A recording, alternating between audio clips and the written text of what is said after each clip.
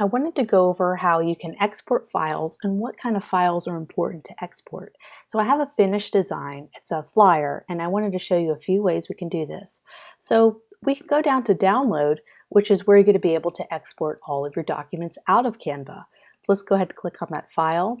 You can do a PDF, and if you're going to send this to the printer or you're going to print it online, you want to select crop marks and bleed. That's going to add a little extra bleed and crop marks to your document.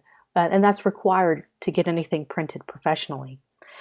There's also the ability to unclick it if you want to make it a digital version.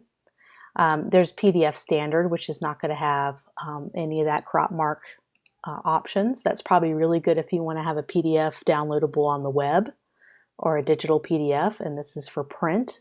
So anytime you're going to be actually physically printing it out or you're going to be sending it off to the printer, you want to select that option. There's also your standard JPEG and PNG. PNG is great if you want to have a transparent background, which is only available to the premium subscribers, but I have workarounds around that, and I'll go over that later in the class. And JPEGs is going to be the same thing. It's just you're not going to have any transparency options for backgrounds. So I'm just going to download this as a JPEG. I'm going to pop it on a website.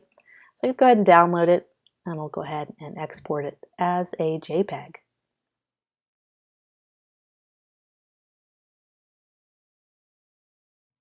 Now that we talked about how to export files, I wanted to talk a little bit about file management in Canva.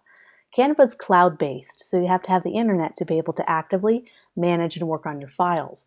There's one small issue with Canva, and that is if you're working on a design and for some reason something happens, this has happened to me before, and you have a blank page, you have this nicely designed ad, and somehow you press delete and the browser accidentally refreshes, you will lose that document and it'll save it as this blank canvas.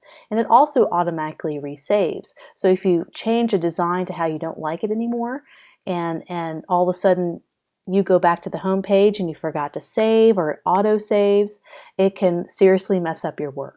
So this is what I suggest to prevent any loss of work, is not only to save often, but to make copies every so often. So you always have a backup copy on Canva. So let's say I really like this and I'm working on it and I want to keep this as an option. I'm going to go to File and I'm going to make a copy. So it's going to make a copy. I'm going to have the original copy right here, but I also have another version that I can work with. And if this seriously gets messed up, so let's delete it, or I don't like where it's going, and this is auto-saving, it doesn't matter because I still have my original copy. So I do the same thing when I'm doing professional design work in Illustrator and Photoshop.